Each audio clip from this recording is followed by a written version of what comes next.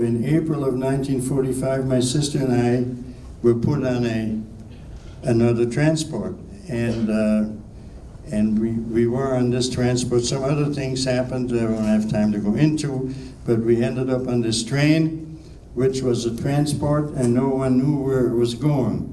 And there's an official name for this transport. It's called the last transport, and there's a society which I belong to. It's called the last transport, but I think I'm one of the only few people still left.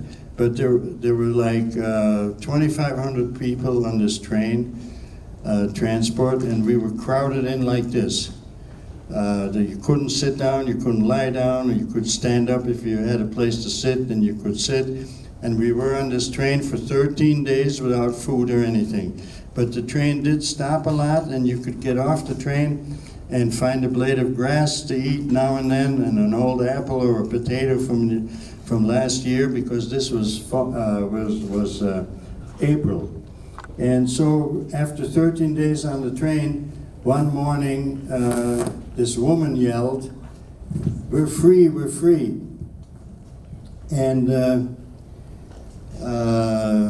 I looked out, and sure enough, there were the German guards being taken away by the Russians. The Russians had taken over the train. And by the way, I had enough, so many people had died that I actually could lay on the floor. So we asked the Russians, what are we going to do now? And the Russians were not interested in us because the war was still going on, and they were like the shock troops. And they said, there's a little town over here that you can go to, go wherever you want to.